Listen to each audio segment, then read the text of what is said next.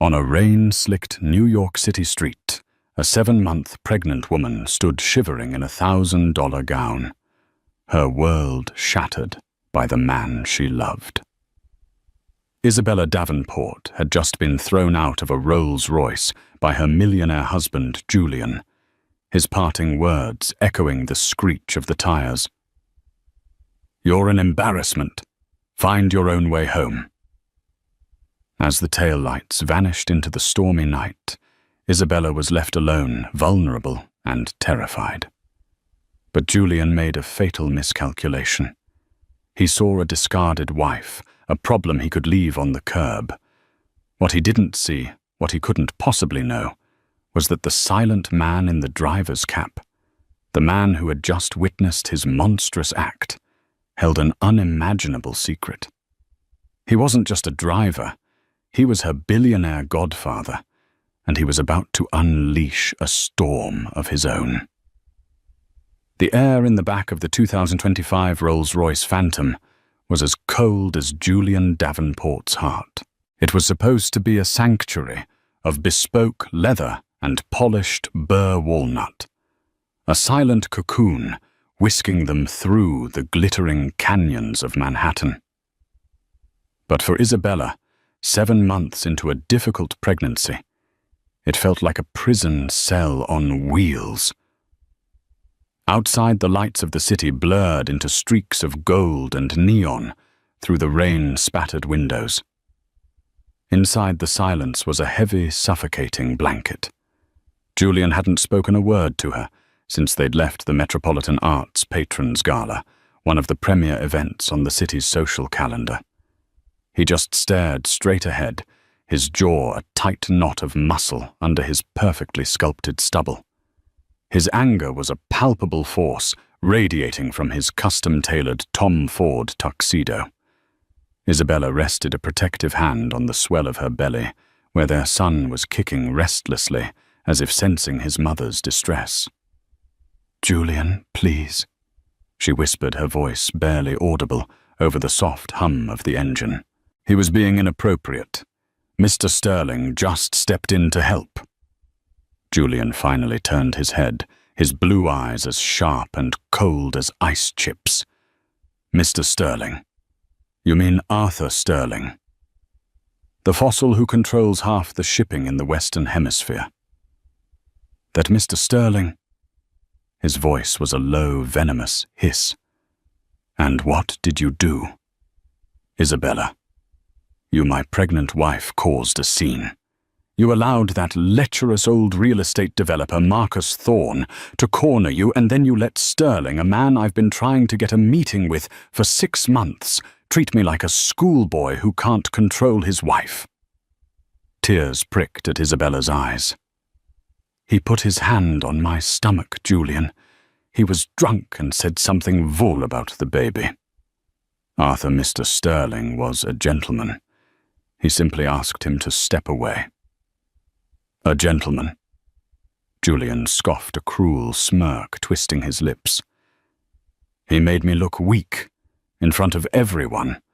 The press, my competitors, my investors. They don't see a gentleman defending a pregnant woman. They see Julian Davenport's wife being accosted, and another more powerful man stepping in. It's about optics, Isabella. Something you've never understood." Isabella shrank back against the plush leather. This was the Julian she had come to know and fear over the past 2 years.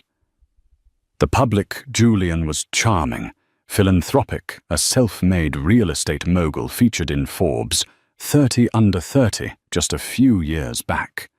He had swept her off her feet with grand gestures and promises of a fairy tale life. She was an art history graduate working as a junior curator, and he was the prince who saw her potential. But the private Julian was a different man entirely. He was a creature of intense insecurity, obsessed with status and public perception. Her family, with their modest academic backgrounds, was a source of quiet shame for him. Her simple tastes were an irritation. Her pregnancy, which should have been a joy, had become another variable for him to manage. He'd dictated her diet, her social appearances, even the designer of her maternity gowns, all to project the perfect image of a powerful, thriving couple. "I didn't mean to cause a scene," she pleaded softly. "I was just scared." "Scared?" He laughed, a short, ugly sound. "You're married to me. You have nothing to be scared of except for embarrassing me. That's your only job right now, Bella. Look beautiful, be quiet, and don't embarrass me." "And you failed. Spectacularly." She flinched at the nickname Bella, which once sounded like an endearment, and now felt like a leash. Through the partition, she could just see the back of the driver's head. Mr. Peterson. He was a new driver hired a few months ago through a high-end private security firm. An older man, always impeccably dressed with a quiet dignity and kind eyes that she'd noticed in the rearview mirror. He was so unobtrusive he was practically invisible. But tonight, Isabella felt a hot flush of shame, knowing he could hear every venomous word Julian spat at her. "I'm sorry," she whispered the words, tasting like ash in her mouth. "Sorry doesn't fix the fact that I'll be fielding calls for a week about this," Julian snapped, pulling out his phone. He began scrolling his thumb, moving with angry precision. "I spend millions crafting an image of power and control, and you undo it in 5 minutes because you can't handle a drunk old man." Isabella turned to look out the window, a single tear tracing a path down her cheek. The rain was coming down harder now, lashing against the glass. They were crossing the Queensboro Bridge, the city lights a distant, indifferent galaxy. She felt as isolated as if she were floating in space. The man beside her was a stranger, the gilded cage he had built for her, now revealing its sharp, cruel bars. And in her womb, her son kicked again, a tiny, insistent reminder of who she needed to be strong for. She didn't know how much more she could take. The drive back to their sterile, multi-million-dollar penthouse on the Upper East Side was excruciating. Julian continued to mutter under his breath, scrolling through social media, reading out tweets and mentions of the incident with a kind of masochistic fury. Julian Davenport's pregnant wife in altercation at Met Gala. Altercation. It sounds like a bar fight, he seethed, throwing his $20,000 Richard Mille watch-adorned wrist down in frustration. "This is a disaster." "It will blow over, Julian," Isabella said, trying to soothe him, though she felt anything but calm. A deep, cold dread was beginning to pool in her stomach. "Blow over." He finally pocketed his phone and turned his full, wrathful attention on her. "You don't get it. Perception is reality. Today's forgotten tweet is tomorrow's failed business deal. My entire empire is built on the perception of unflappable success, of having the best of everything. The perfect business, the perfect home, the perfect wife." He gestured at her, his hand dismissing her entire being. "And you are proving to be imperfect." The word hung in the air, sharp and painful. Imperfect. Her, the woman carrying his child, the woman who had given up her career, her friends, her entire life, to fit into his. "I'm a person, Julian, not an accessory for your portfolio," she said, a spark of defiance flaring through her fear. His eyes narrowed dangerously. "You're what I made you. When I met you, you were cataloguing dusty paintings in a museum basement. I put you in Chanel. I put you in this car. I put this baby in you. Don't you ever forget that you exist in this world, because I allow it." The cruelty of the statement stole her breath. It was the most honest thing he had ever said to her. In that moment, the facade of their marriage didn't just crack. It disintegrated into dust. She saw him for what he was, a petty tyrant, a terrified boy playing king in a castle of glass.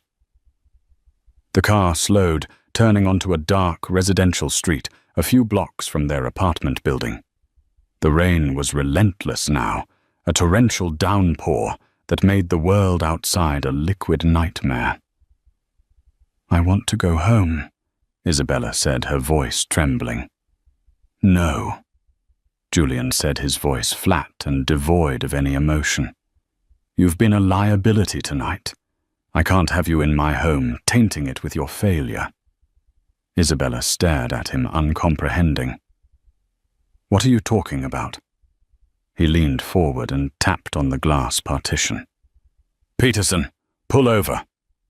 The driver, Mr. Peterson, smoothly guided the Rolls-Royce to the curb, the engine purring almost silently.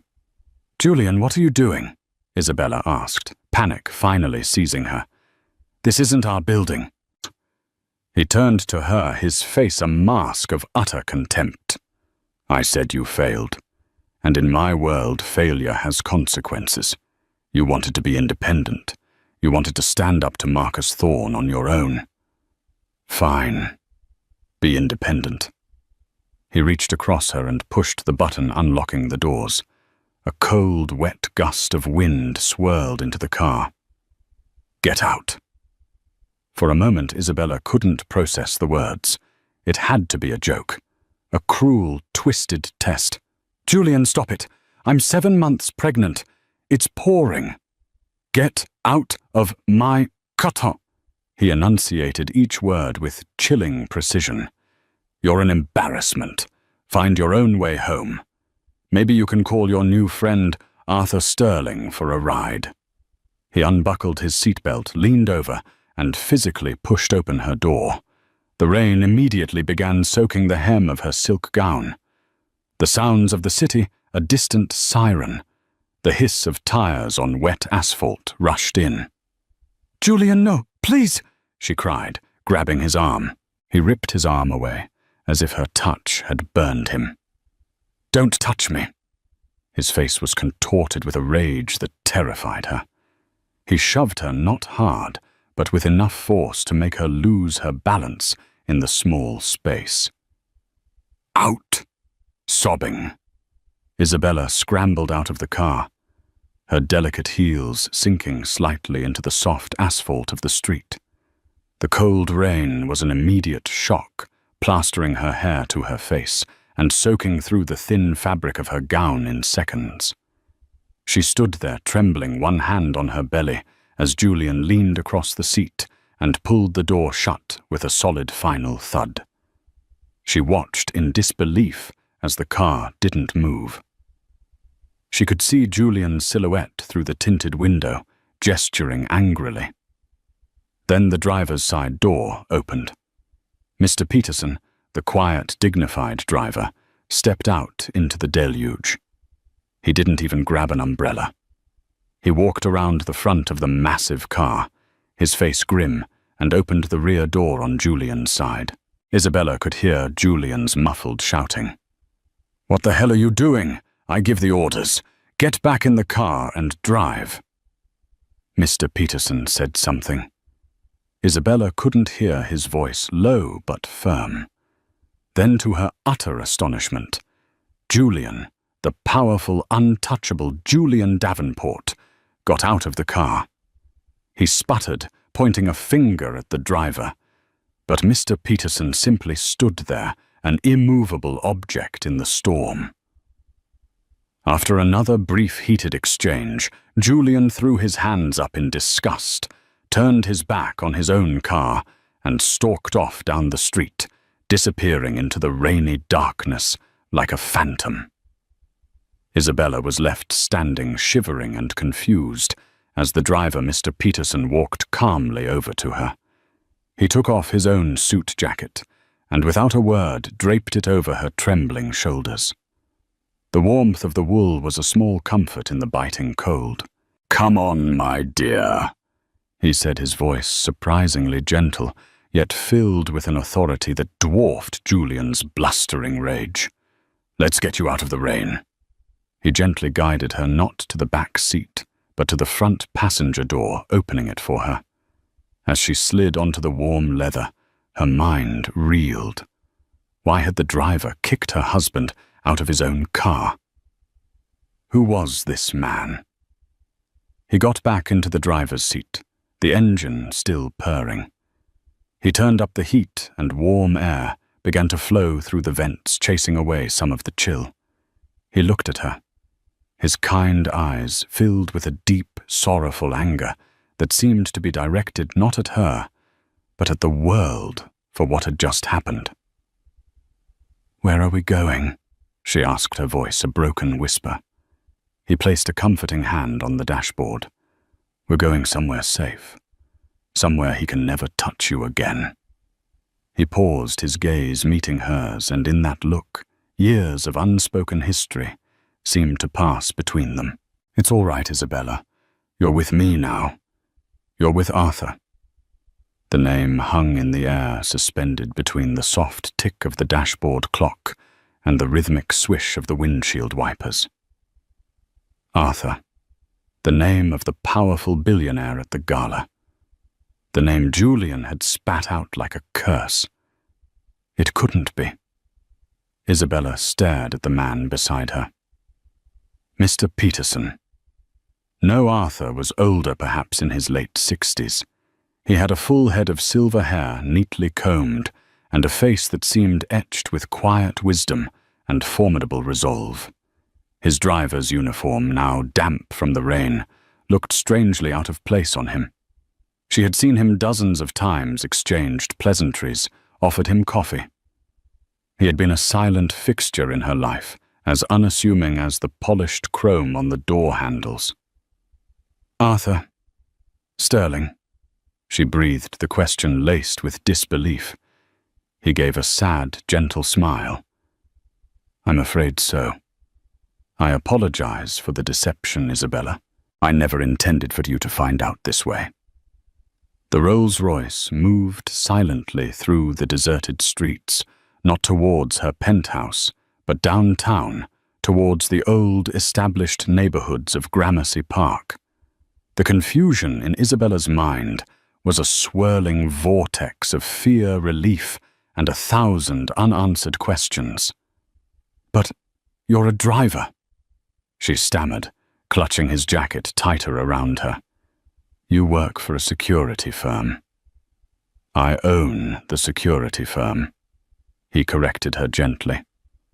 "Among other things, when you married Davenport, I had my concerns. He has a certain reputation in the financial world. Not a good one. I wanted to keep an eye on you to make sure you were safe without interfering. I wanted to give your marriage a chance to be real." He sighed, a sound heavy with regret. "I arranged to be placed as your personal driver. It was the easiest way to be close by if you ever needed me." Isabella's mind flashed back. The moments of small kindness. The bottle of water appearing in the seat-back pocket on a hot day. The way he always seemed to be there, waiting a few moments before she even called for the car. The time she'd felt faint while shopping, and he had calmly escorted her to a chair and returned with orange juice, speaking soothingly to her until she felt better. She had thought he was just an exceptionally good employee. "But why?" she asked, tears welling in her eyes again. But this time they were tears of confusion, not despair. "Why would you do all that? For me?" Arthur pulled the car to a stop in front of a stately ivy-covered brownstone on a quiet, tree-lined square. He turned off the engine, and the ensuing silence was profound. He turned to face her, his expression one of infinite tenderness. "Your father, Marco Rossi." He began, his voice thick with emotion. "He wasn't just my first business partner, Isabella. He was my best friend. More than a friend. He was the brother I never had." Isabella's heart stopped. Her father. He had died in a tragic car accident when she was 12. He was a brilliant, passionate art historian and appraiser who had, according to her mother, made one very smart investment early in his life that had kept their family comfortable but not wealthy. My father. He knew you. Knew me. Arthur let out a soft chuckle. We started our first company together in a garage in Queens. It was a logistics company moving fine art for museums and private collectors.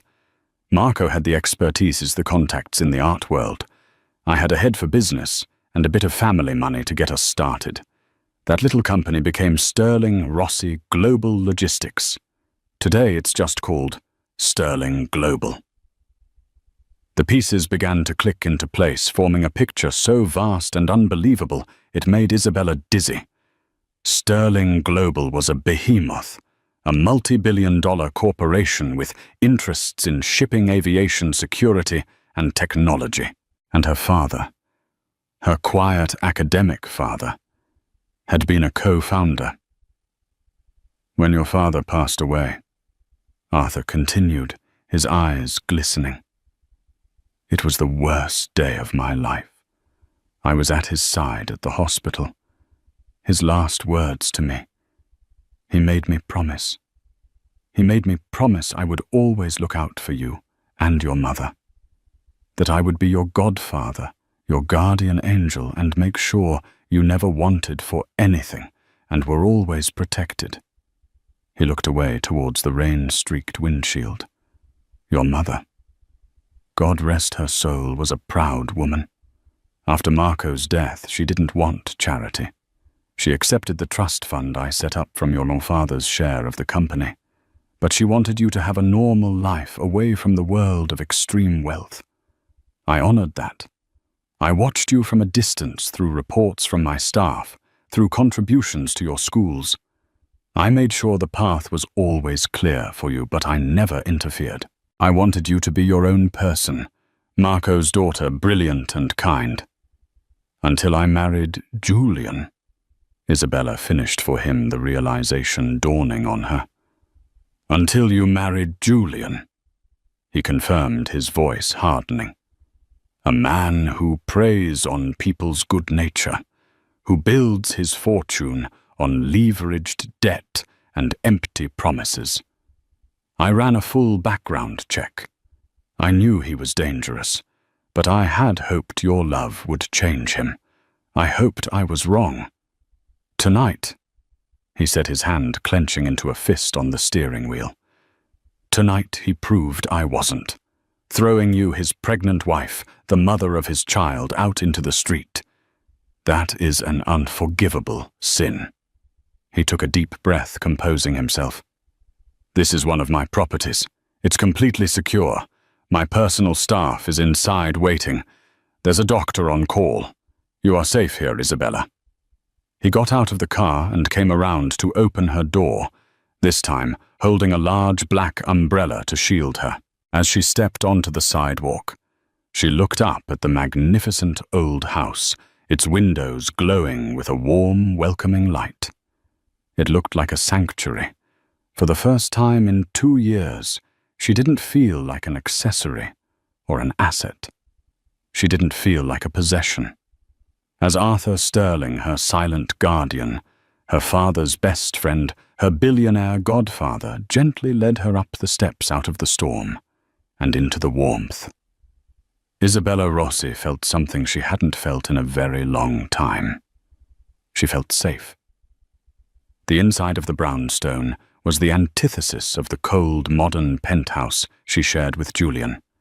It was filled with rich mahogany, worn leather armchairs, shelves overflowing with books and walls adorned with breathtaking art.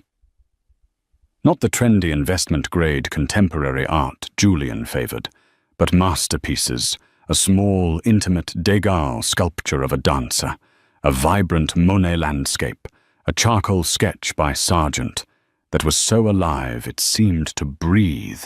It was a home, not a showroom. It felt like her father, a kind, matronly woman in a simple black dress, whom Arthur introduced as Mrs. Gable. The housekeeper immediately met them at the door. She took Isabella's wet jacket and wrapped her in a warm cashmere blanket, clucking with concern as she guided her to a plush sofa in front of a roaring fireplace. "I've taken the liberty of calling Dr. Evans," Arthur said, his tone all business now. "She's one of the best obstetricians in the city. She'll be here in 20 minutes just to make sure you and the baby are all right after the chill." Isabella could only nod, overwhelmed. A hot cup of chamomile tea was placed in her trembling hands. The warmth seeped into her bones, a stark contrast to the icy dread that had filled her just an hour ago. Once Dr. Evans had come and gone, confirming that both mother and baby were perfectly healthy, despite the scare Isabella and Arthur sat opposite each other in the quiet, book-lined library. The storm still raged outside, but in here, with the fire crackling and the scent of old paper and wood polish in the air, it felt a world away. "My father's share of the company," Isabella began, her voice hesitant. "My mother told me he left us a trust. It was enough for our house for my education. It was comfortable." Arthur leaned forward, his expression serious. "Isabella, your mother was a wonderful woman, but she had a very different view of money than your father or I did. The trust she allowed you to access was merely the interest and dividends from a small fraction of the main portfolio. She was terrified that great wealth would corrupt you, that it would rob you of your ambition and character. She wanted you to find your own way." He rose and walked to a magnificent antique desk. He unlocked a drawer and pulled out a thick, leather-bound portfolio, placing it on the coffee table in front of her. "Your father's original stake in the company was 40%. I own 60. We were partners. Over the years, through stock splits, acquisitions, and reinvestments, that 40% has grown. After your mother passed, full control of the Marco Rossi family trust reverted to me as per your parents' will to be managed on your behalf until your 30th birthday, or at my discretion should circumstances require it." He opened the portfolio. Inside were pages of financial statements, stock certificates, and asset summaries. Isabella's eyes scanned the numbers, but her brain couldn't comprehend them. There were too many commas, too many zeros.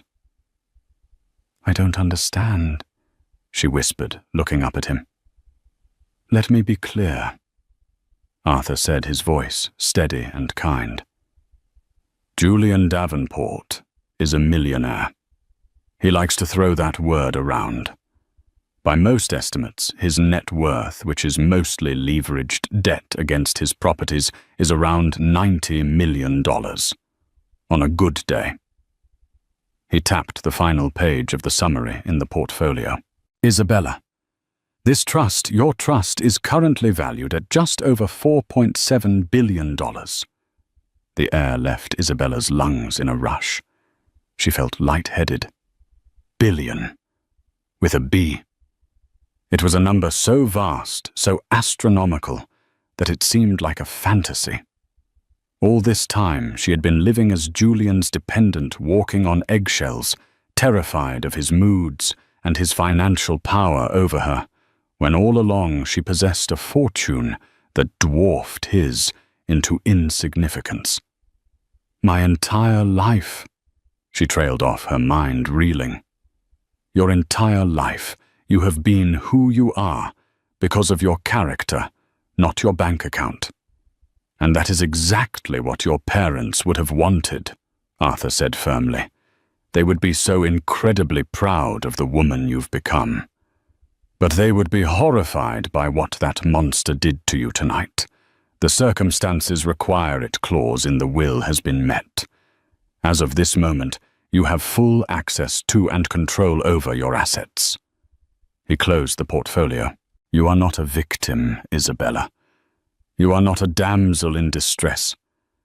You are one of the wealthiest women in this country. And you are my goddaughter. Julian Davenport didn't just kick his pregnant wife out of a car. He kicked the daughter of Marco Rossi out of a car and he did it right in front of me. A cold, hard fury began to replace the shock in Isabella's heart. The humiliation, the fear, the years of subtle emotional abuse, it all coalesced into a single point of white-hot anger. Julian hadn't just insulted her. He had insulted the memory of her parents. He had preyed on what he perceived as her weakness and her lower status. "What do we do?" she asked, her voice no longer trembling. It was steady and hard as steel. Arthur's lips curved into a thin, grim smile. He looked less like a kindly old man, and more like the corporate titan he was, a shark who smelled blood in the water. "First we rest," he said. "Tomorrow I am making a call to Eleanor Croft. She is the most feared divorce attorney in the state of New York. She eats men like Julian for breakfast.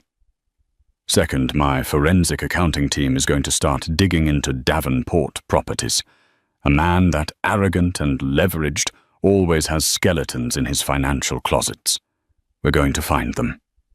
He leaned back in his chair, the firelight glinting in his eyes. "He wanted to ruin your evening, Isabella. We are going to ruin his entire life." Julian Davenport woke the next morning with a blinding headache and a sour taste in his mouth. He was in the guest room of his latest conquest, Tiffany Monroe, a vapid Instagram model whose primary ambition was to marry into wealth. The memories of the previous night were hazy. At first, then came rushing back with sickening clarity.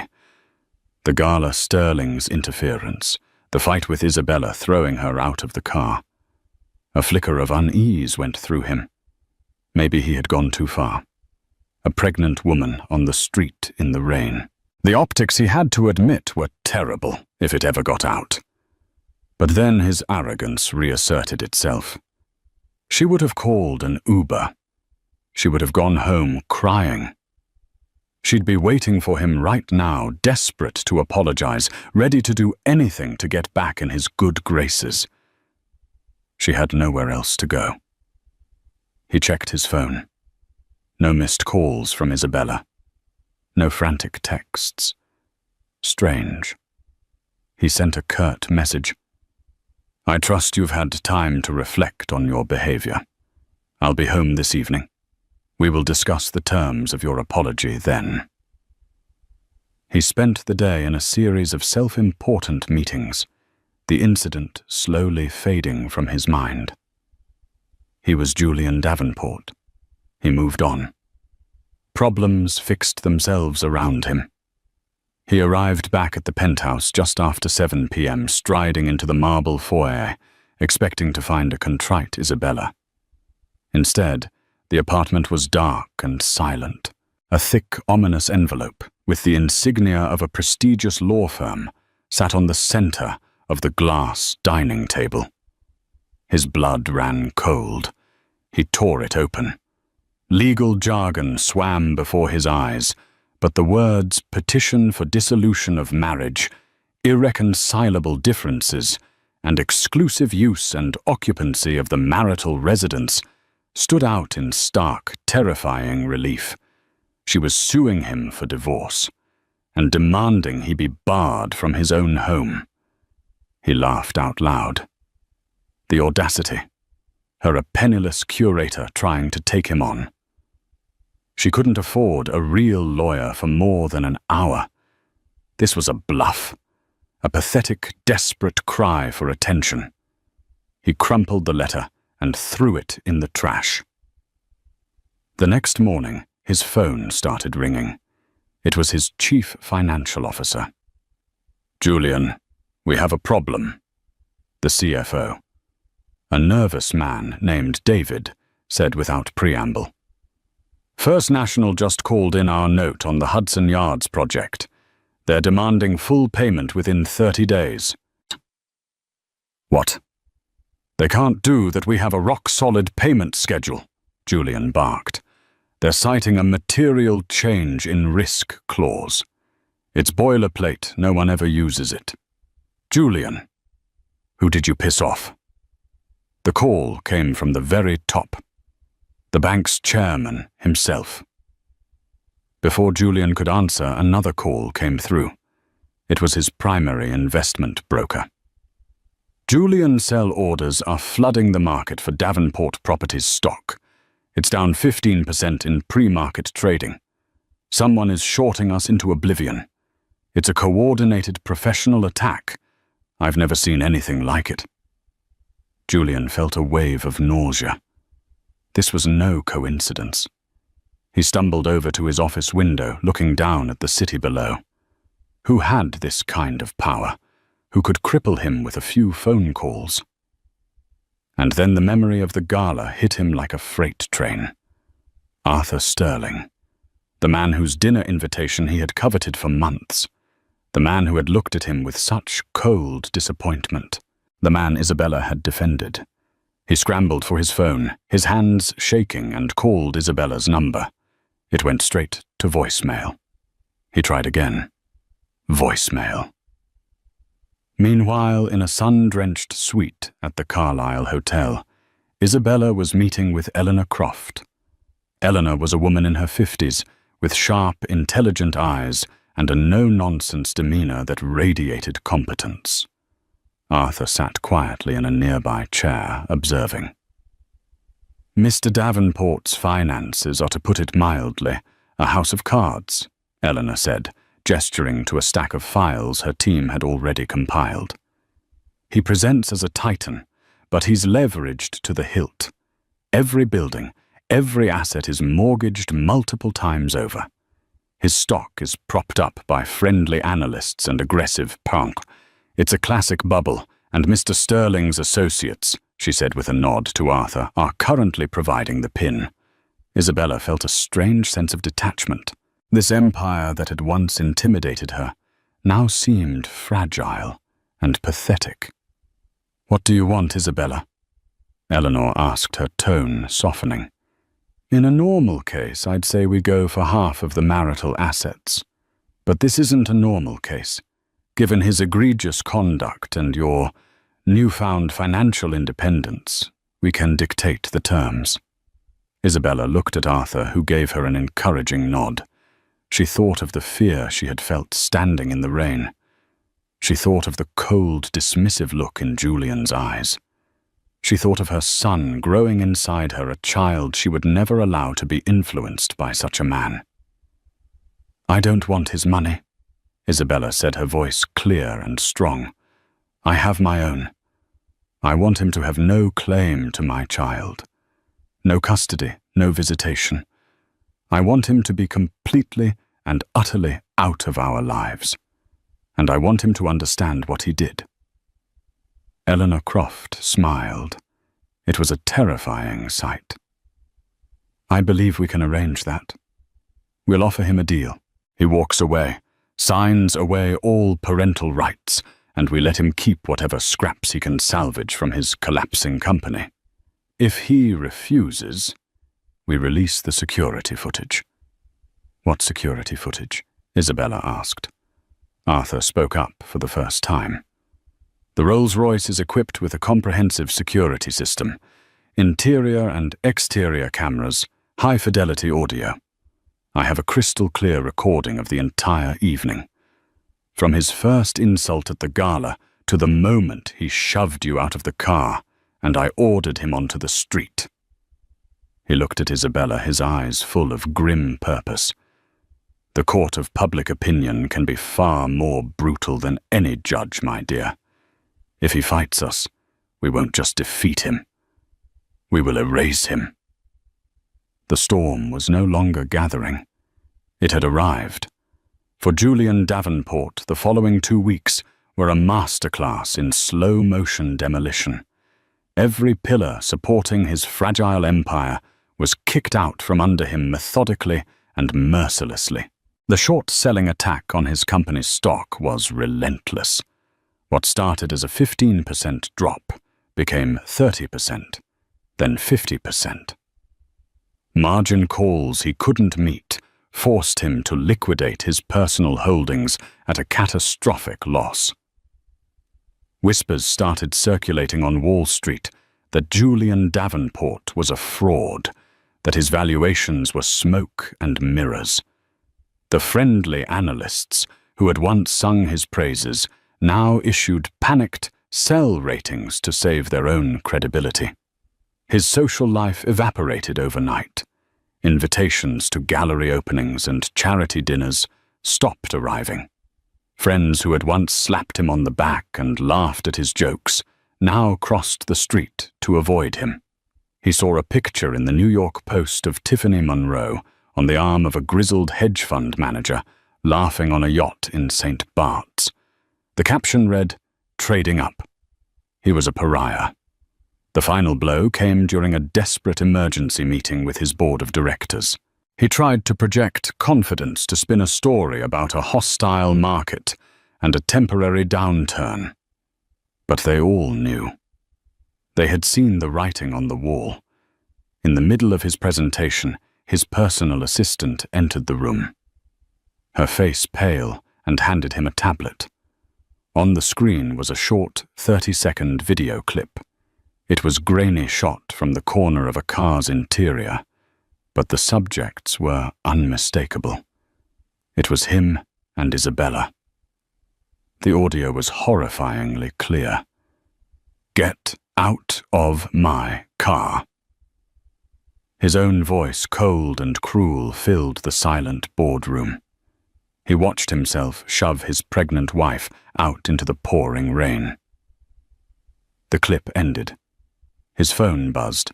It was a text from an unknown number. "This is the discovery portion of the proceedings. The full 45-minute version is quite compelling. Your move, EC." He looked up at the faces of his board members. They were staring at him not with sympathy, but with pure, unadulterated disgust. His chairman, a man who had mentored him, slowly stood up, took off his glasses, and placed them on the table. "Julian," he said, his voice heavy with finality. "You're finished." That afternoon, Julian sat in the stark minimalist office of Eleanor Croft. He was a changed man. The arrogance was gone, replaced by a hollow-eyed desperation. His bespoke suit seemed to hang off his frame. Eleanor slid a single document across the polished table. "The terms are simple, Mr. Davenport. You will relinquish any and all claims to Ms. Ross's assets, both now and in the future. You will sign away permanently and irrevocably all parental rights to the child. You will agree to a strict non-contact and non-disparagement order. In exchange, the video and the full findings of our forensic accounting team regarding your creative business practices will not be made public. You'll be left with whatever you can scrape together from the ashes." Julian stared at the paper, his hands trembling. He had lost everything. His company, his fortune, his reputation. All because of one single monstrous act of cruelty. All because he had underestimated the quiet woman he married and the silent man who drove his car. "Who is he?" Julian whispered, his voice hoarse. "The driver." "Who is he?" Eleanor Croft allowed herself a small, cold smile. "He is a man who keeps his promises." With a shaking hand, Julian Davenport picked up the pen. He signed away his wife. He signed away his son. He signed away his life as he knew it. As he finished his signature, he finally broke, burying his face in his hands and letting out a dry, racking sob of a man who had nothing left. Across town, Isabella stood in an empty, sunlit room. It was the top floor of a building in the meat-packing district, with huge industrial windows overlooking the Hudson River. The space was vast and empty, a blank canvas. Arthur stood beside her, a blueprint unfurled in his hands. "The Rossi Gallery," he said, his voice filled with pride. "A space dedicated to discovering and promoting new artists. A legacy for your father, a future for you and your son." Isabella placed a hand on her stomach. The baby was kicking gently, peacefully. She looked out at the river, at the endless expanse of water and sky. The pain of Julian's betrayal was still there, a dull ache in her heart, but it was being overshadowed by a new, powerful feeling hope. She wasn't just a survivor. She was a creator, a builder.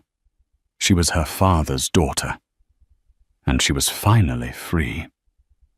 2 months after the final papers were signed, in a quiet private room at Lenox Hill Hospital, with a panoramic view of the city she was reclaiming as her own, Isabella Rossi held her son for the first time. The world, which had for so long been a chaotic whirlwind of fear and uncertainty, narrowed to a single perfect point, the tiny wrinkled face nestled in the crook of her arm. He was beautiful, he was healthy, and he was hers. As his small hand instinctively curled around her finger, a wave of love so fierce and primal washed over her that it felt like it was rearranging her soul, healing the fractured pieces of her heart and cementing them back together, stronger than before. Arthur stood near the window, giving her space. He had been there for the entire ordeal, a silent, unshakable pillar of support in the waiting room, his usual corporate authority replaced by the anxious pacing of a soon-to-be grandfather. When the nurse had finally called his name, the relief on his face was a sight Isabella would never forget. "Have you decided on a name?" he asked softly, his voice thick with emotion. Isabella looked down at her son, whose dark tufts of hair were so like her own, and a sense of profound clarity washed over her. The name Davenport would never touch her child. It was a brand associated with cruelty, fragility, and failure. Her son deserved a name built on a foundation of love, strength, and integrity. "His name is Michael Rossi Sterling," she announced, her voice clear and firm. "Michael, because he will be strong and kind. Rossi, for the grandfather who would have adored him, the brilliant man whose legacy of passion we will carry on, and Sterling." She looked up at Arthur, her eyes glistening with unshed tears. "For the man who kept his promise, the guardian who saved us both." Arthur Sterling, the billionaire titan who could make markets tremble with a single phone call, simply nodded, unable to speak, as he wiped a tear from his eye. In that moment, he was not a captain of industry. He was simply a godfather welcoming the next generation of a family he had sworn to protect. The following months settled into a rhythm of breathtaking, beautiful normalcy. The sterile art gallery-like penthouse with its oppressive silence was a distant nightmare. Life in the Gramercy Park brownstone was warm, alive, and filled with the gentle sounds of a new baby. Mornings were not dictated by the dread of Julian's moods, but by the soft coos of Michael from his bassinet, the smell of Mrs. Gable's coffee brewing, and the way the morning light filtered through the old library windows, illuminating dust motes dancing in the air like tiny golden sprites. Isabella would read art history texts aloud to her son, his wide, curious eyes following her as she spoke of Caravaggio's light and Bernini's marble. It was a life steeped in the genuine passions her father had instilled in her, a world away from the hollow pursuit of status that had defined her marriage. The final vestiges of her old life were shed with quiet finality. The divorce was unceremonious, a legal footnote to a story whose ending had already been written. As for Julian Davenport, his fall was as swift as it was complete. Isabella saw a small article buried deep in the business section one day. Davenport Properties had been fully dissolved, its assets auctioned off to satisfy a mountain of debt. The article mentioned that Mr. Davenport had relocated to pursue private interests in the Midwest. Isabella felt not a flicker of triumph, only a profound sense of pity for a man so hollow that once his wealth and image were stripped away, there was simply nothing left. He had become a ghost, an anecdote completely irrelevant to the vibrant, thriving world she was now building. That world had its grand opening on a crisp autumn evening. The Rossi Gallery was a triumph. Located in a beautifully renovated warehouse in the meatpacking district, it was all exposed, brick-polished concrete floors and soaring ceilings, the perfect canvas for the bold, electrifying art she had curated. The opening night was not the cold, social climbing affair Julian would have orchestrated. It was a celebration. The air buzzed with genuine excitement, filled not with billionaires competing for attention, but with a diverse crowd of passionate people, seasoned collectors, wide-eyed art students from NYU, critics from major publications, and the young, nervous artists themselves, who Isabella greeted with hugs and words of encouragement. Isabella moved through the space with an effortless grace and confidence that turned heads. Dressed in a simple, elegant emerald green dress, she was no longer an accessory on a powerful man's arm. She was the central force in the room.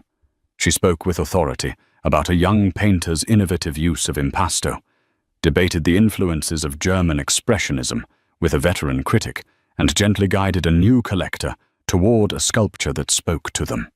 This was her element. She wasn't just selling art. She was sharing its story, connecting artists with audiences, and building a community.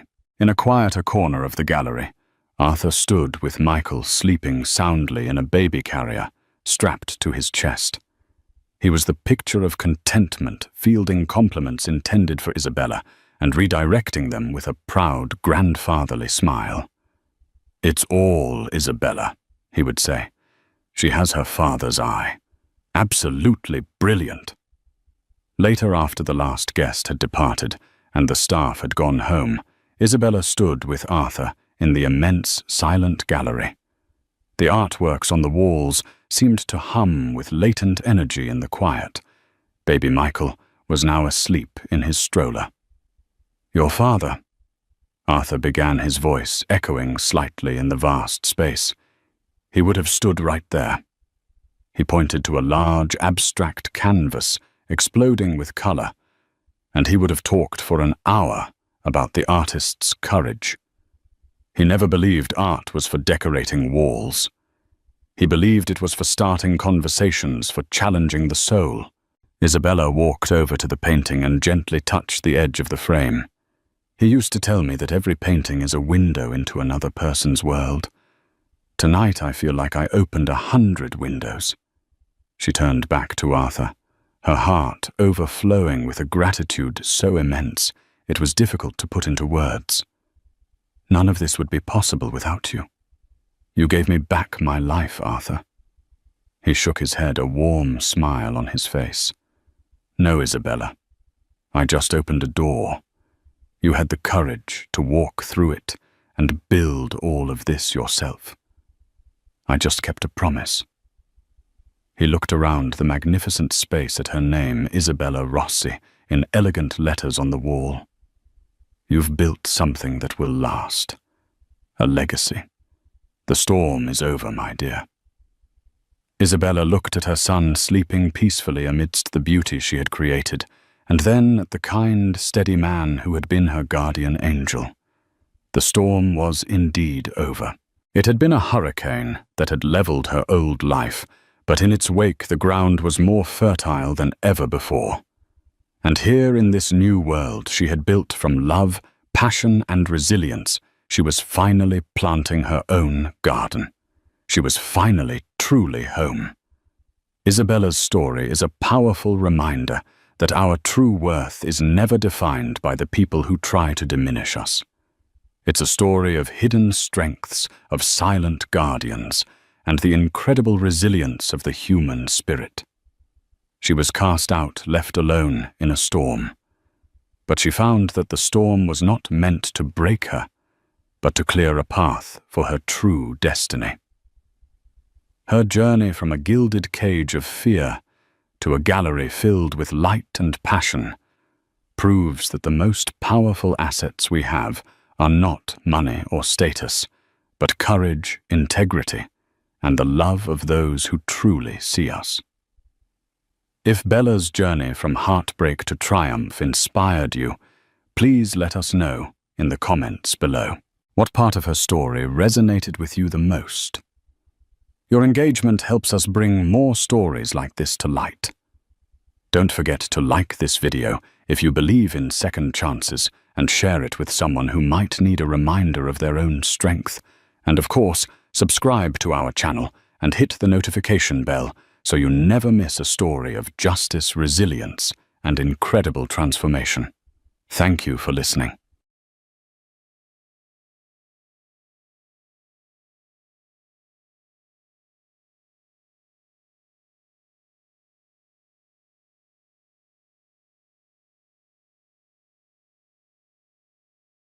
They said she was worthless without him. They said she would crawl back within a week begging for scraps. When Sophia signed the divorce papers, her hands were trembling not from fear, but from the shattering realization that the man she loved for 10 years had turned into a monster. She walked out of that courtroom with nothing but the clothes on her back and a heart smashed into a million pieces. But destiny has a funny way of balancing the scales. While her ex-husband laughed with his mistress, Sophia knocked on the wrong door at the right time. She didn't know that the man standing behind it wasn't just a billionaire. He was the one man her ex-husband feared most. And when he opened that door and smiled, the game didn't just change, it ended. The mahogany table in the conference room of Sterling and Associates felt miles long. On one side sat Sophia, looking smaller than she ever had in her life. Her beige coat was threadbare at the cuffs, a stark contrast to the sleek Italian-cut suit worn by the man sitting opposite her. Bradford Sterling. The man who had once promised to move mountains for her was now looking at her with the cold indifference of a stranger. Next to him sat his lawyer, a sharp-featured woman named Jessica Vance, and twist of the knife Tiffany, the 22-year-old personal assistant who was currently wearing the diamond necklace Sophia's grandmother had left her. "Just sign it, Sophia." Brad sighed, checking his Rolex. "I have a tea time at the country club in an hour. Don't make this more pathetic than it already is." Sophia gripped the pen. Her knuckles were white. "You promised?" she whispered, her voice cracking. "You said if I supported you through med school, if I worked those double shifts at the diner so you could study, you said we would build our life together." Brad laughed, a dry, humorless sound.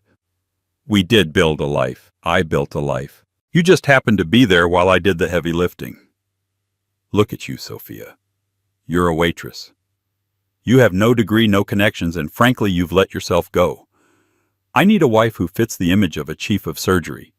You fit the image of the help." Tiffany giggled, covering her mouth with a manicured hand. "Babe, don't be so mean," she tried. "She's a leech," Jessica Vance interjected, sliding the papers closer.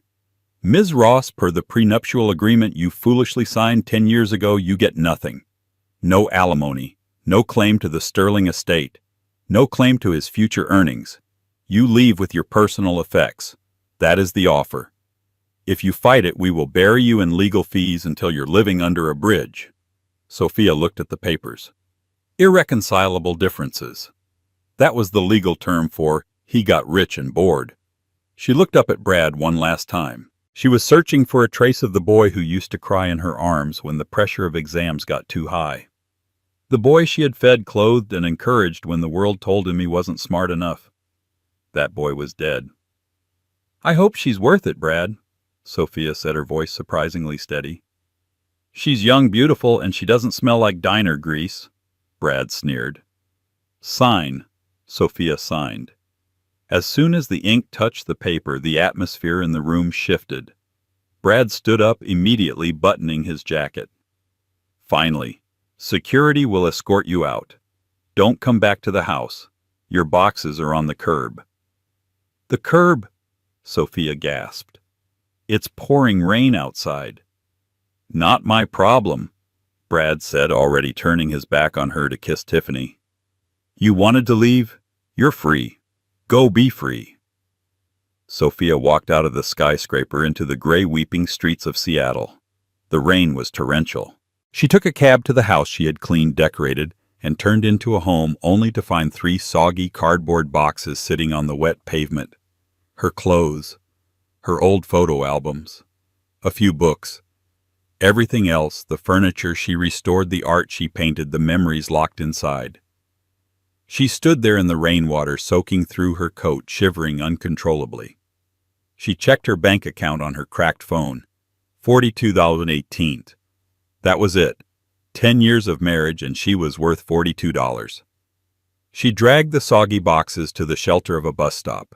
She sat on the bench, hugging her knees, watching the fancy cars splash by. She felt a hollowness in her chest that was so deep it felt like physical starvation. "I have to survive," she told herself, wiping rain and tears from her face. "I won't let him win by dying out here." She pulled out her phone and opened an old email. It was a job alert from an agency she had applied to weeks ago in desperation, knowing the divorce was coming. Housekeeper needed. High-end private estate. Live-in required. Discretion paramount. 1200 Skyline Drive. It was a long shot. The listing was old, but it offered live-in. That was the only thing that mattered. She left the boxes of clothes behind, they were ruined anyway, and took only her waterproof backpack with her documents and the photo of her parents. She caught the bus heading toward the wealthy district of Skyline Drive, far away from the suburbs where Brad lived. As the bus climbed the hills, the houses got bigger, the gates taller. This was old money territory, the kind of money that didn't shout. It whispered. She got off at the final stop and walked a mile uphill. The rain was relentless. By the time she reached the massive iron gates of 1200 Skyline Drive, she looked like a drowned rat. Her hair was plastered to her skull. Her makeup smeared her shoes, squelching with every step. She pressed the intercom button. No answer. She pressed it again. "Please," she whispered. "Just let me work." Silence. She turned to leave, defeat crushing her shoulders. She had nothing. No husband, no home, no money. Maybe Brad was right. Maybe she was worthless. Suddenly the heavy iron gates clicked and slowly swung open. There was no voice, just the invitation of the open gate. Sophia walked up the long winding driveway. The house came into view. It wasn't just a house. It was a modern fortress of glass and dark stone, perched on the edge of a cliff overlooking the stormy ocean. It was intimidating, cold, and beautiful. She reached the massive front door. She hesitated. She looked down at her muddy shoes, ashamed. She was about to knock when the door swung open silently. She expected a butler or a stiff housekeeper. Instead, standing there was a man. He was tall, wearing a charcoal sweater and dark jeans. He had dark hair swept back, a strong jawline covered in a shadow of stubble, and eyes that were the color of storm clouds. He held a glass of amber liquid in one hand. He didn't look like a boss. He looked like a king in exile. Sophia shivered, hugging herself. I'm here for the housekeeping position. I know it's late and I look terrible, but..." The man didn't speak immediately. He leaned against the doorframe, his eyes scanning her from head to toe. There was no disgust in his gaze, unlike Brad's. There was curiosity, and something else. Recognition. "You're wet," he said. His voice was deep, resonating in her chest. "It's raining," she stated the obvious, her teeth chattering. "You're Sophia Sterling," he said. It wasn't a question. Sophia froze. "How do you know my name? Did Brad send you? Is this some kind of joke?" She took a step back, ready to run. The man stepped forward out of the shadows of the foyer. The light hit his face, and for the first time Sophia saw a faint scar running through his left eyebrow. It gave him a dangerous edge. "Bradford Sterling is a fool," the man said softly. "But his stupidity is my gain." He stepped aside and gestured into the warmth of the massive house. "Come in, Sophia. I've been waiting for you to walk away from him for a very long time." And then the billionaire smiled. It wasn't a predatory smile. It was the smile of a man who had just found the final piece of a puzzle. Sophia stood paralyzed on the threshold. Every instinct screamed danger, but the cold biting at her skin screamed hypothermia. She looked into the man's eyes. They were intense, yes, but not malicious. There was a strange patience in them. "Who are you?" she asked, her voice trembling. "Names later," he said, his tone brokering no argument. "Hypothermia now. Get inside." She stepped onto the polished marble floor. She flinched as she saw the muddy footprints she was leaving. "I'm ruining your floor." "It's stone, it washes," he said dismissively. He closed the heavy door, shutting out the roar of the storm. The silence in the house was absolute. "Follow me." He led her not to a servant's quarters but through a grand hallway lined with abstract art that looked worth more than Brad's entire medical practice. They entered a massive living area with floor-to-ceiling windows overlooking the turbulent sea. A fire was roaring in a sleek, modern fireplace. "Sit," he commanded, pointing to a plush velvet armchair near the fire. "I can't sit on that, I'm soaked," Sophia protested. He turned to look at her, an amused glint in his eyes. "Sophia, I own this house. I can buy a new chair. Sit." She sat. The warmth of the fire hit her instantly, and she let out a shuddering breath she didn't know she was holding. The man walked to a wet bar and poured a glass of brandy. He brought it to her. "Drink. It will stop the shaking." She took the glass with both hands, sipping the burning liquid. She watched him as he settled onto the sofa opposite her, crossing his long legs. He watched her with an unnerving intensity. "You didn't answer my question," she said, feeling a little braver with the warmth returning to her limbs. "How do you know who I am?" "I know everyone worth knowing in this city," he replied smoothly. "And I know everyone who is wronged by the likes of the Sterlings." He leaned forward, his elbows on his knees. "My name is Julian Thorne." Sophia gasped. She nearly dropped the glass. Julian Thorne. The Wolf of Wall Street, but not the movie kind. The real kind. The venture capitalist who bought failing companies, stripped them down, and rebuilt them into empires. He was known for being ruthless, reclusive, and incredibly private. Rumor had it he destroyed anyone who crossed him. And he was Brad's hospital's biggest donor. Brad was terrified of him. Brad had spent years trying to get a meeting with Julian Thorne to secure funding for a new wing, hoping it would secure his promotion to chief of staff. Julian had never even returned his calls. "You're him," Sophia whispered. "I am." Julian nodded. "But why me?" "I'm just a waitress. Well, I was a waitress, then a housewife. Now, nothing." "You are far from nothing," Julian said, his voice dropping an octave.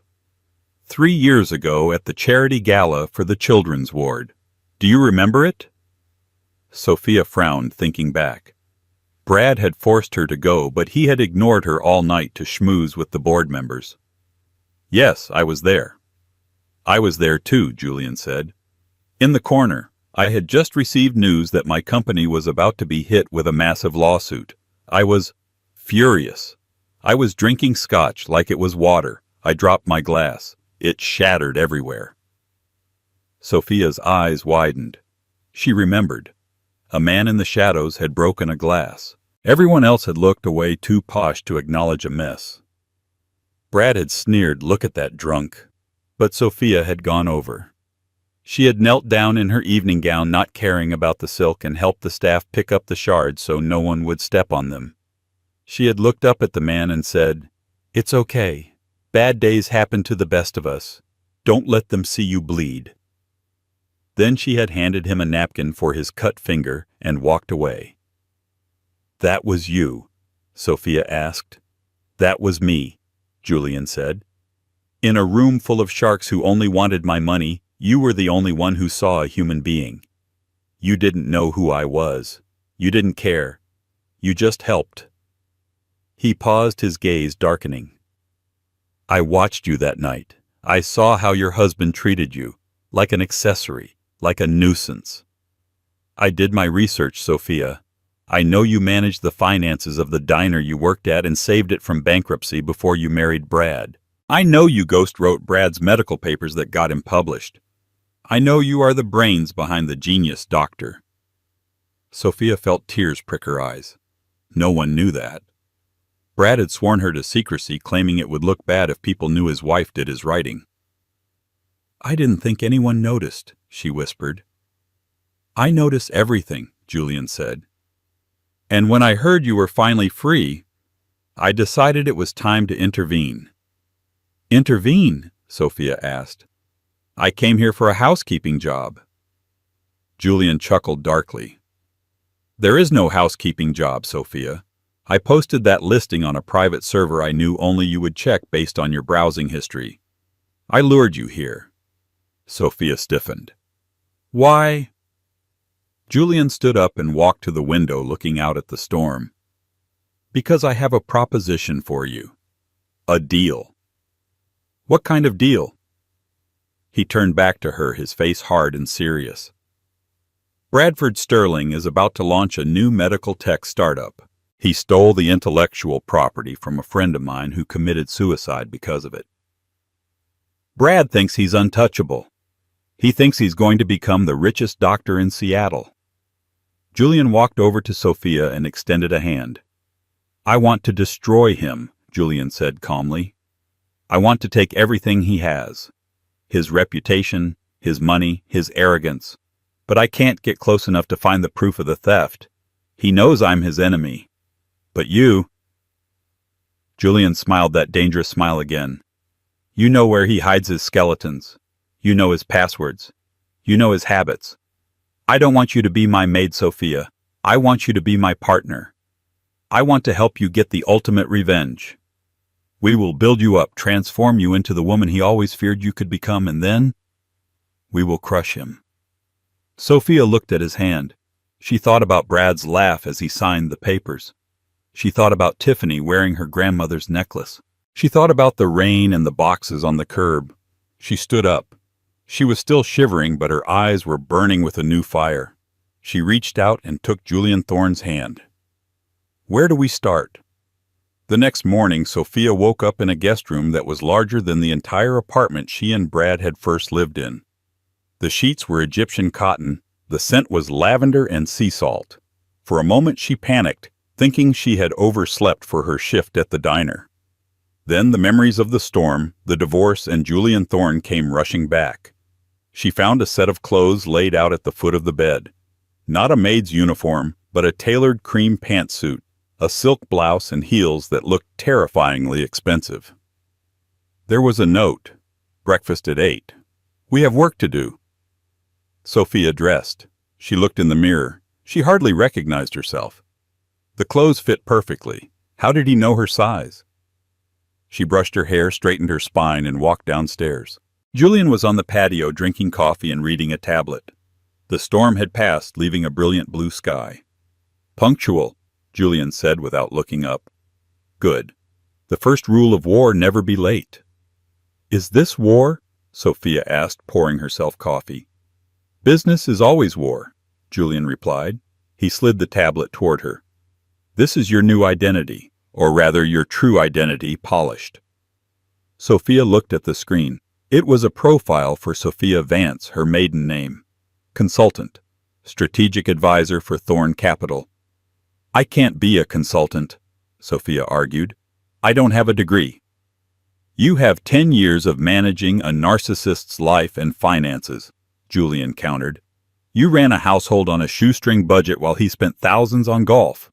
You understand logistics, psychology, and crisis management better than half my board members. The degree is just paper. Competence is currency." He stood up. "Today we go shopping. Not for groceries, but for armor." The rest of the week was a blur. Julian didn't just give her money, he gave her training. He brought in a speech coach to help her reclaim the confidence Brad had shouted out of her. He brought in a stylist who cut her hair into a sharp chic bob that highlighted her cheekbones. But the most important sessions were late at night in Julian's office. "Tell me about the MedTech files," Julian asked one evening, pouring 2 glasses of wine. "Brad kept a server in the basement. Sophia said, her mind racing. He said it was patient data heavily encrypted, but he was paranoid about it. He never let the IT guys from the hospital touch it. That's where the stolen algorithms are, Julian mused. Did he have a password? He changes it every week, Sophia said. But he's predictable. It's always related to his ego. The date of his graduation, his first award. Or the date he left you, Julian suggested gently. Sophia shook her head. No, Brad doesn't care enough about me to make me a password. It's likely the date he met Tiffany. Julian's jaw tightened. We need that server, but we can't break in. We need him to bring it to us. How? The gala of the year is in 2 weeks, Julian said. The masquerade ball at the Vanderbilt Hall. Brad is launching his company there. He will have the prototype and the data with him to show the investors. I'm going, and you are coming with me. He'll recognize me, Sophia said fearfully. Not if you hide in plain sight, Julian said. And not if you are on the arm of a man he is terrified of. You won't be Sophia, his ex-wife. You will be the mysterious woman who has captured Julian Thorne's attention. It will drive him insane. As the days passed, something changed between them. It wasn't just business. Sophia saw the loneliness in Julian. He lived in a fortress because he couldn't trust anyone. He had been used for his money his whole life. One night, finding him asleep at his desk, his brow furrowed in a nightmare, Sophia gently placed a blanket over him. He woke with a start, grabbing her wrist. It's just me, she whispered. Julian's eyes softened. He let go of her wrist but didn't pull his hand away. You're still here. Most people run away when the work gets hard. I'm done running, Sophia said. He looked at her, really looked at her, and the air in the room grew heavy. Brad was a blind fool, Julian murmured. He threw away a diamond because he wanted a glittery piece of glass. Sophia blushed. It was the first compliment she had received in years that felt genuine. The night of the masquerade ball arrived. Sophia wore a dress that was the color of midnight, studded with crystals that caught the light like stars. It was backless, elegant, and daring. She wore a Venetian mask that covered the upper half of her face, leaving her red lips exposed. Julian wore a tuxedo that fit him like a second skin. He offered her his arm. Ready to break some hearts and some bank accounts? He asked. Ready, Sophia breathed. They stepped into the limo. As they drove toward the city lights, Sophia wasn't the broken woman in the rain anymore. She was a weapon, and Julian Thorne was the hand that wielded her. But what neither of them expected was that Brad wouldn't be the only problem that night. Tiffany was there, and Tiffany had a secret of her own, one that could ruin Julian's plan before it even started. The Vanderbilt Hall was a sea of gold leaf velvet, and the kind of suffocating wealth that made the air feel thin. A string quartet played in the corner, drowned out by the murmur of deals being struck and reputations being measured. When Julian Thorne walked in, the room didn't silence completely, but the energy shifted. It was like a gravitational pull. Heads turned, whispers rippled behind feathered masks. But it was the woman on his arm who held their attention. Sophia felt the weight of their stares. A week ago she would have shrunk away, trying to blend into the wallpaper. But tonight she was armored in silk and secrets. She held her head high, the crystals on her midnight blue dress catching the chandelier light. Breathe, Julian murmured, his hand warm and steady on the small of her back. You own the room. They are just renting space in it. There he is, Sophia whispered, her heart hammering a frantic rhythm against her ribs. Bradford Sterling stood near the champagne tower, looking every inch the medical tycoon. He was laughing loudly at something a senator said, his hand resting possessively on Tiffany's waist. Tiffany looked bored, scrolling on her phone, her other hand swirling a martini. Remember the plan, Julian said, his voice low. We need the biometric key card. He keeps it in his inner breast pocket. It's the only thing that unlocks the portable server he's carrying in his briefcase. Without that key, the data is useless. I know, Sophia said. I have to get close. I'll distract the investors, Julian said, stepping away. Go. Sophia took a deep breath and navigated the crowd. She felt like a shark in a koi pond. She watched Brad. She knew his tells. She knew that when he drank champagne he got loose. She knew that he couldn't resist a woman who looked expensive. She positioned herself near the balcony doors, waiting for him to finish his conversation. When he turned, she made sure to catch his eye, then looked away coyly, sipping her drink. Hook, line, and sinker. Brad excused himself from Tiffany and the senator and sauntered over. "I don't believe we've been introduced," he said, flashing the smile that had once charmed Sophia into working double shifts to pay his tuition. "I'm Dr. Bradford Sterling." "I know who you are," Sophia said, pitching her voice lower, adding a sultry rasp she had practiced with the speech coach. "Everyone is talking about your Neuralink technology." "As they should," Brad preened. "It's going to revolutionize neurosurgery. And who might you be?" "Veronica," Sophia lied smoothly. "I represent a private equity firm in Zurich. We're looking for aggressive investments." Brad's eyes lit up. Greed. It was always greed. "Zurich. Well, Veronica, you're in luck. I'm about to close the Series B funding, but there's always room for the right partner." "I'd need to be convinced," Sophia said, stepping closer. "I hear the technology is risky." "Risky nonsense," Brad scoffed, stepping into her personal space. "It's flawless. Would you care to dance? I can explain the finer points of the temporal lobe." Sophia nodded. He led her to the dance floor. As he placed his hand on her waist, Sophia felt a wave of nausea. His cologne was the same sandalwood and expensive scotch. The scent of her failed marriage. As they swayed to the music, Sophia moved her hand up his lapel. "You seem tense, Doctor." "Big night," Brad muttered, his eyes roaming over her exposed neck. "A lot of pressure. My ex-wife used to say I worked too hard, but she didn't understand ambition. She was simple." Sophia's fingers tightened on his shoulder. "Simple. Small-minded," Brad corrected, chuckling. "She was happy with a picket fence. I wanted the world. I had to cut the dead weight to fly." Rage hot and white flared in Sophia's chest. Dead weight. She had paid for his books. She had ironed his scrubs.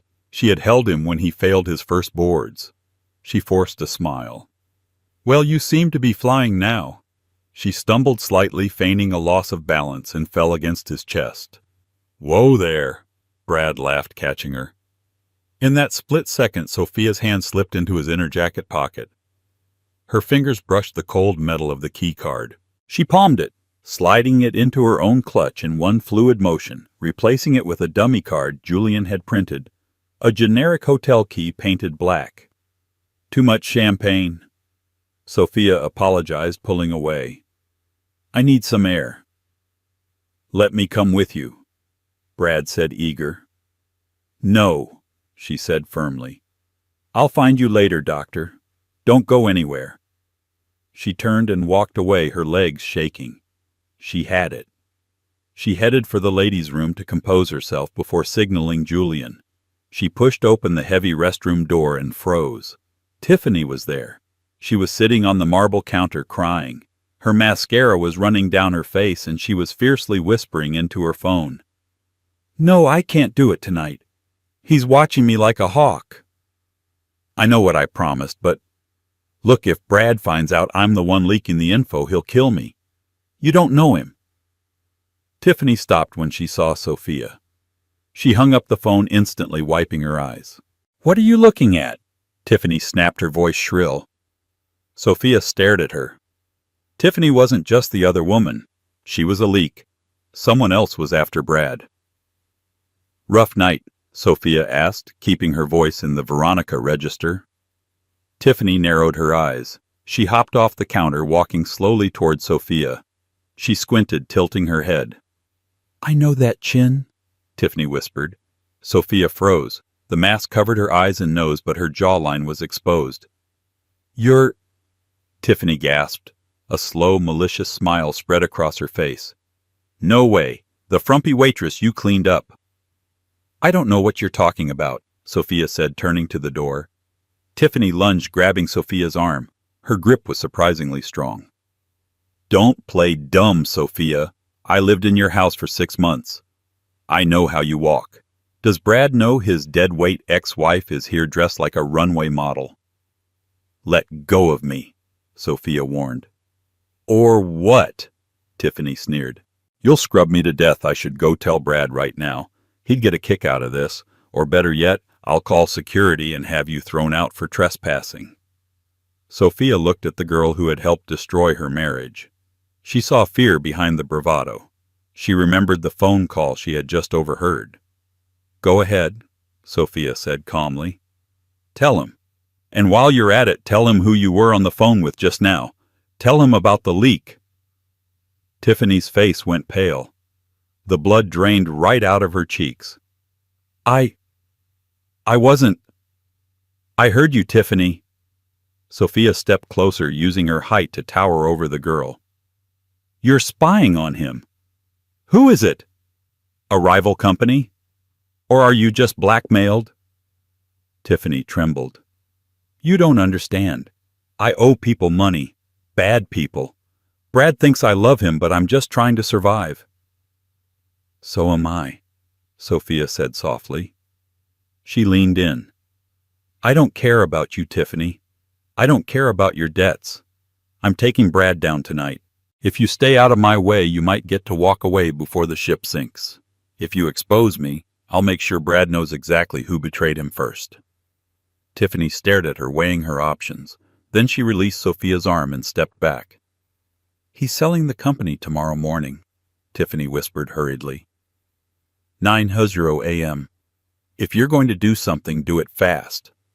Sophia nodded once, then turned and exited the bathroom. She found Julian by the bar. He saw the look in her eyes and set his drink down. Got it, he asked. Got it, she said. And we have a deadline. Tomorrow morning.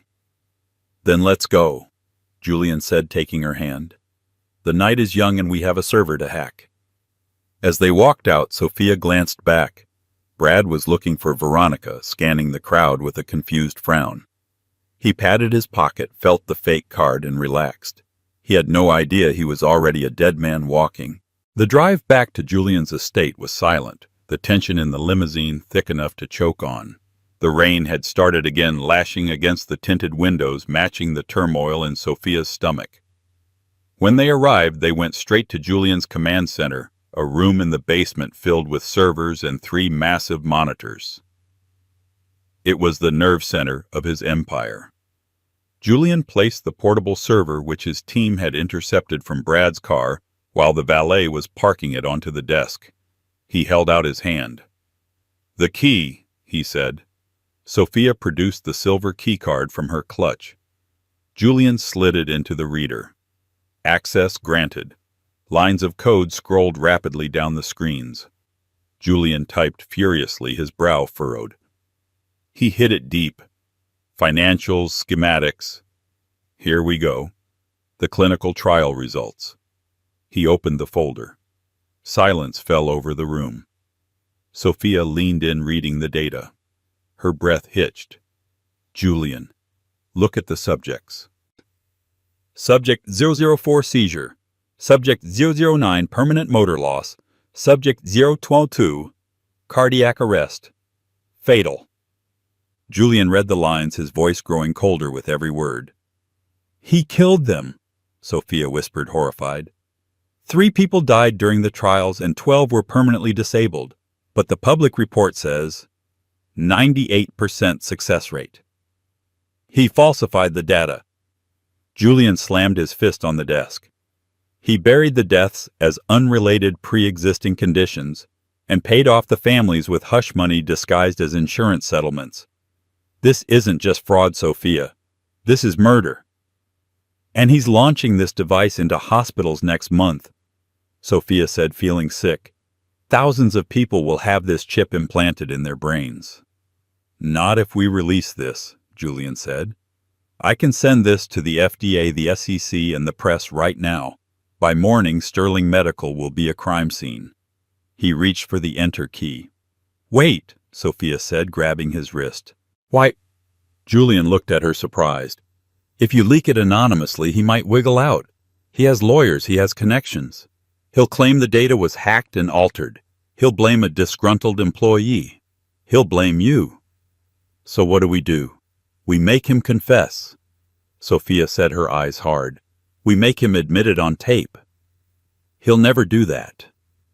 He will, Sophia said, if he thinks he's talking to the only person who can save him. Suddenly the intercom buzzed. The security guard's voice crackled through the speakers. Mr. Thorne, I have a visitor at the gate. She says it's urgent. She says she knows Sophia. Julian and Sophia exchanged a look. Tiffany, Sophia said. Let her in, Julian commanded.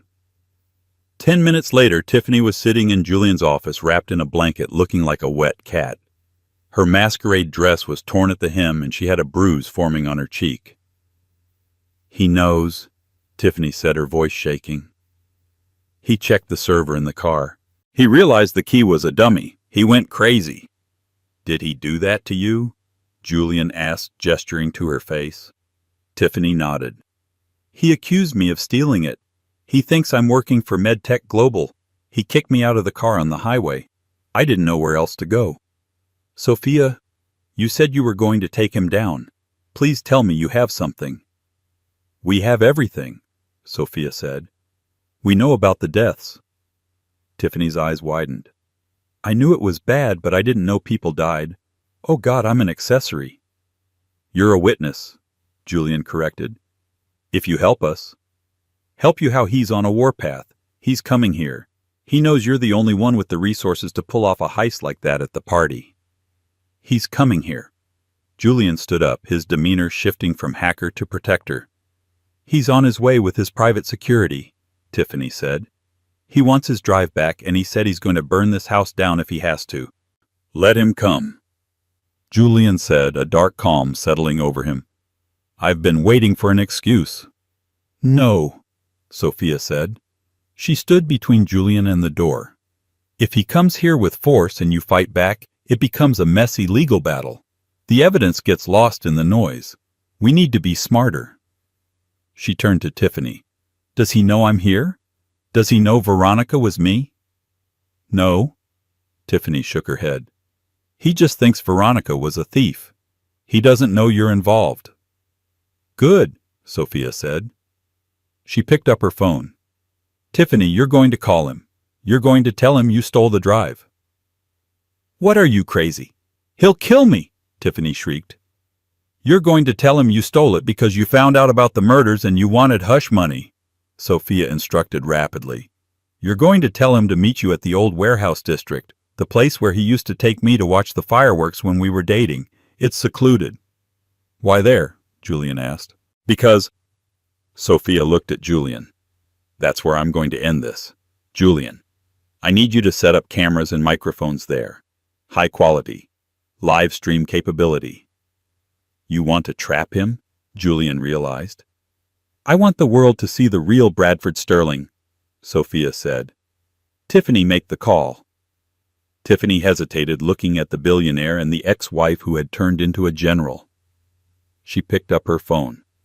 Put it on speaker, Julian ordered. Tiffany dialed. Brad answered on the first ring. You little rat, when I find you, I have the drive, Brad. Tiffany screamed, acting better than she ever had in her life. I have it. I know what's on it. I know about the dead patients. There was a silence on the line. A terrifying cold silence. Where are you? Brad asked, his voice deadly calm. The old docks. Warehouse 4. Bring $2 million in cash or I send it to the police. $2 million, fine. Wait for me. Don't talk to anyone. The line went dead. He's lying, Julian said. He's not bringing money. He's coming to silence you. I know, Sophia said. She looked at the expensive dress she was wearing. I need to change. Sophia. Julian stepped closer, taking her hands. This is dangerous. Let me handle it. I have security teams. No, Julian. She looked up into his storm cloud eyes. This started with me. It ends with me. He needs to see me. He needs to see that the woman he threw away is the one who holds his life in her hands. I need to do this for myself. Julian searched her face. He saw the resolve there, the steel. He nodded slowly. "I will be in the shadows," he promised. "If he touches a hair on your head, I will end him." "I know," she whispered. For a moment the air between them crackled. Julian leaned in, brushing a stray lock of hair from her forehead. It was an intimate, tender gesture that made Sophia's heart race faster than the heist had. "Be careful, Sophia," he whispered. "Let's go catch a monster," she replied. Half an hour later, Sophia stood in the center of the abandoned damp warehouse. The rain hammered on the tin roof. She was wearing her old waitress uniform, the one she had worn the day he left her. It was symbolic. Julian and his team were hidden in the rafters, cameras rolling streaming privately to a secure cloud ready to broadcast to the world at the push of a button. Headlights swept across the walls.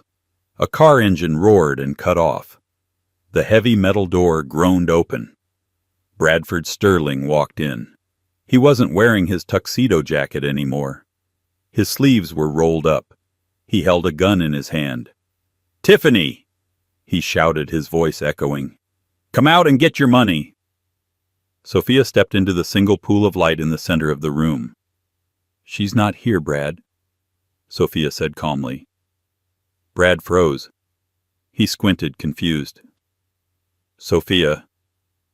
He lowered the gun, slightly bewildered. "What the hell are you doing here? You're supposed to be on the curb." "I was," she said, "but someone opened a door for me." "Where is the drive?" Brad snarled, raising the gun again. "Did you take it? Did you put that bitch Tiffany up to this?" "I took it," Sophia said, "because I knew. I always knew you were cutting corners, Brad, but I never thought you were a killer." "I am a visionary," Brad shouted, his face twisting into ugliness. "Those people were sick. They were going to die anyway. I accelerated science. I am going to save millions." "By killing 12, Sophia challenged. "Admit it, Brad. You falsified the data. You lied to the board. You killed Subject 012, a 12-year-old girl, Brad. I read her file. She was a necessary sacrifice." Brad screamed, his composure shattering. "Yes, I fixed the data. I did what I had to do, and I would do it again. Now give me the drive, or so help me God. I will put you in the ground right here. No one will miss a waitress." "I will," a deep voice boomed from the shadows. Spotlights suddenly blazed from the rafters, blinding Brad. He stumbled back, shielding his eyes. Julian Thorne stepped out from the darkness, flanked by armed security. "And?" Julian said, his voice like thunder. "The 10 million people currently watching this live stream on YouTube will probably miss her, too." Brad's face went white. He looked up at the cameras. He looked at his gun. He looked at Sophia. "It's over, Brad," Sophia said. But Brad Sterling wasn't a man who accepted defeat. His eyes snapped with a feral madness. He raised the gun, not at Julian, but directly at Sophia. "If I go down," he screamed, "I'm taking you with me." A gunshot rang out. The sound of the gunshot was deafening in the enclosed warehouse, a thunder crack that seemed to stop time itself. Sophia flinched, squeezing her eyes shut, expecting the searing pain of a bullet. But it never came. Instead, a heavy weight slammed into her side, knocking her to the cold concrete floor. She hit the ground hard, the air rushing out of her lungs. "Stay down!" a voice roared in her ear. Sophia scrambled to her knees, her vision blurring. She looked up. Julian Thorne was standing over her, swaying slightly. His left hand was pressed against his right shoulder, and dark crimson blood was already seeping through his black sweater, dripping onto the floor. He had taken the bullet for her. "Julian!" Sophia screamed, scrambling toward him. Across the room, chaos erupted. Brad was screaming as 3 of Julian's security guards tackled him. The gun skittered across the floor, useless. The man who had once been the dignified Dr. Sterling was now pinned to the dirty ground, his face pressed into the dust, thrashing like a trapped animal. "Get off me! Do you know who I am? I am a genius!" Brad shrieked, his voice cracking with insanity. "You're a murderer!" One of the guards spat, zip-tying his hands behind his back. Sophia ignored the commotion. Her entire world narrowed down to the man bleeding in front of her. Julian's knees buckled and he sank to the floor. Sophia caught him, her hands instantly stained with his blood. "Julian, look at me. Stay with me," she sobbed, pressing her hands over the wound to staunch the flow. "Why did you do that? You idiot! Why did you do that?" Julian gritted his teeth, his face pale beads of sweat forming on his forehead. Yet incredibly he managed a weak, crooked smile. "I told you," he wheezed. "I protect my investments." "I am not an investment," she cried, tears streaming down her face, mixing with the rain that dripped from the leaky roof. "Don't you dare die on me. I just got you. You don't get to leave." Sirens wailed in the distance, getting louder every second. The police, alerted by the live stream that had just broadcast a live attempted murder to millions of people, were closing in. "The camera!" Julian gasped, nodding toward the rafters. "Did they see?" "They saw everything," Sophia promised, brushing the hair from his damp forehead. "The whole world saw him, Julian. You won." "We won," he corrected her, his eyes fluttering shut. "No, stay awake, Julian." Paramedics burst through the doors, their high-vis jackets bright against the gloom. They swarmed Julian, pushing Sophia gently aside. "Pulse is thready, extensive blood loss. We need to move now." Sophia felt a hand on her arm. It was Tiffany. The girl was shaking violently, staring at Brad, who was being hauled up by 2 police officers.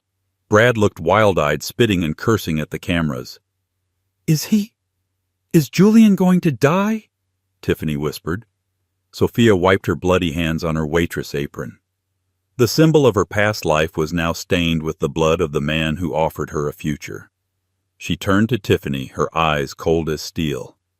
"If he does," Sophia said, her voice trembling with a rage she had never felt before, "Brad won't just go to prison. I will make sure he rots in a hole so deep not even sunlight can find him." She turned and ran after the gurney as they loaded Julian into the ambulance. "Family only," the paramedic shouted as he slammed the doors. "I'm his fiancée." Sophia lied without hesitation, climbing into the back. She grabbed Julian's uninjured hand. The ride to the hospital was a blur of lights and sirens. Sophia watched the heart monitor, the erratic beep matching the terror in her own heart. She had lost her marriage, her home, and her dignity. She could survive all of that. But if she lost the stranger who had opened the door in the storm, that would break her. Hours later, Sophia sat in the sterile waiting room of St. Jude's Hospital. She refused to change out of her blood-stained clothes. She wanted the world to see. The TV in the corner was blaring the news. Breaking news: billionaire philanthropist Julian Thorne shot during a live-stream sting operation, exposing massive medical fraud. Dr. Bradford Sterling, CEO of Sterling Medical, has been taken into custody. The video, which has already been viewed 40 million times, appears to show Sterling confessing to falsifying clinical trial data, resulting in patient deaths, before opening fire on his ex-wife, Sophia Sterling. The news anchor continued, looking grave. Sources say Sterling Medical stock has plummeted to zero in after-hours trading. The FDA has already raided the headquarters. It is being called the biggest corporate scandal of the decade. Sophia didn't feel triumphant. She just felt cold. A door opened. A surgeon in blue scrubs walked out. He looked tired. Sophia stood up, her legs shaking. "Ms. Vance," the doctor asked. "Is he—" "He's lucky," the surgeon exhaled. "The bullet missed the subclavian artery by millimeters. It shattered the clavicle and did some muscle damage, but he's stable. He's in recovery. He's asking for you." Sophia let out a sob of relief that echoed through the hallway. She rushed past the doctor into the recovery room. Julian was lying in the bed, pale against the white sheets, his shoulder heavily bandaged. Tubes and wires connected him to beeping machines. But his eyes were open, storm cloud gray, alive. Sophia walked to the bedside and took his hand. She didn't say anything. She just pressed her forehead against his knuckles and wept. "You're ruining the sheets again," Julian whispered, his voice raspy. Sophia laughed through her tears. "I'll buy you new ones." "Sophia," he said, his grip tightening slightly, "did we get him?" "We got him," she said. "He's gone, Julian. It's over." Julian closed his eyes, a look of profound peace settling over his face. "Good. Now, I think I need a vacation." But the drama wasn't quite over. The legal battle was just beginning, and Sophia, the woman who once couldn't afford a lawyer, was about to lead the charge. 6 months later, the federal courtroom was silenced by the weight of the moment. It was the sentencing hearing of the decade, the final chapter in the spectacular fall of Sterling Medical. Bradford Sterling sat at the defense table, a ghost of his former self. Gone were the Italian silk suits and the arrogance of a man who believed he was untouchable. In their place was a slumped figure in a coarse orange jumpsuit, his skin sallow from months in a cell. He refused to look at the gallery. He refused to look at the cameras. Most of all, he refused to look at her. Sophia sat in the front row. She looked nothing like the woman who had once cleaned Brad's floors. She wore a tailored navy suit that commanded respect. Next to her sat Julian Thorne. His arm was out of the sling, though he still favored his right shoulder, a permanent reminder of the bullet he had taken for her. He sat with a quiet, lethal grace, his hand resting openly on Sophia's knee. The judge, a stern woman with no patience for theatrics, looked down from the bench. "Dr. Sterling?" She began, her voice projecting clearly. "In 30 years, I have never seen a case of such profound depravity. You defrauded investors and played Russian roulette with human lives for the sake of your stock portfolio." Brad stared at the table, his jaw clenching. "The jury has found you guilty on all counts," the judge continued. "For fraud, wrongful death, and attempted murder, I sentence you to life in federal prison without the possibility of parole. I also order the liquidation of your assets to pay restitution to the victims." The gavel banged, a sound like a coffin lid slamming shut. As bailiffs hauled Brad to his feet, he finally looked up. He locked eyes with Sophia, seeing the woman he had discarded now sitting at the pinnacle of power. As he was led past her, he leaned in, his voice a venomous hiss. "You were nothing," he spat. "Without me, you were nothing." Sophia didn't flinch. She looked him dead in the eye.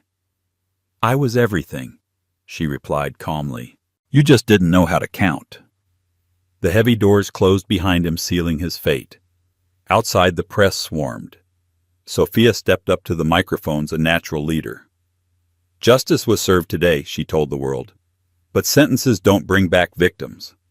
That is why I am assuming the role of CEO of the Phoenix Foundation, funded by Sterling's liquidated assets. We will ensure every victim is compensated." She turned to leave, ignoring questions about her private life. Julian guided her to their car, shielding her from the flashbulbs. They drove away from the city, winding up the coastal road to Skyline Drive. The sun was setting, casting a golden glow over the ocean, a stark contrast to the storm that had raged the night Sophia first arrived. When they reached the estate, they walked up the driveway to the massive front door. Julian stopped and took her hands. "I never liked this house," Julian said softly. "It was a fortress to hide in, but it's not cold anymore. Not since you walked in." He reached into his pocket and pulled out a ring box. Inside was a vintage sapphire, deep blue like the ocean.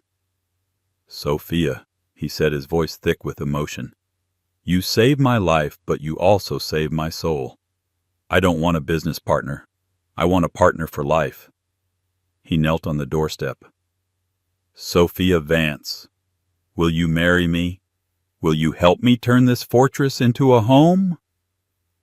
Tears spilled over Sophia's cheeks. She looked at the scar on his shoulder, the proof of his love. "Yes," she whispered. "1,000 times yes." He slid the ring onto her finger and kissed her, a deep, passionate promise. "Together?" he asked, turning to the door. "Together," she smiled. Sophia reached out and pushed the door open. She wasn't walking into a shelter from the rain. She was walking into her life. They stepped across the threshold, and as the heavy door clicked shut, the billionaire smiled. They had built their own empire, not of money but of love, resilience, and the beautiful truth that sometimes the worst ending is just the beginning. And that, my friends, is how Sophia went from a rainy curb with $40 in her pocket to the CEO of her own destiny. It's a reminder that sometimes people treat you like you're worthless, not because you are, but because they are terrified of your potential. Brad didn't leave Sophia because she wasn't enough. He left because she was too much for a small man to handle. Remember, when one door closes, another one opens. But sometimes you have to be brave enough to knock. If you enjoyed this story of revenge, romance, and justice, please hit that like button. It really helps the channel grow. And don't forget to subscribe and ring the notification bell so you never miss a story. If you were Sophia, would you have forgiven Tiffany for her part in the betrayal, or would you have let her go down with Brad? Let me know in the comments below. Thanks for watching, and see you in the next video.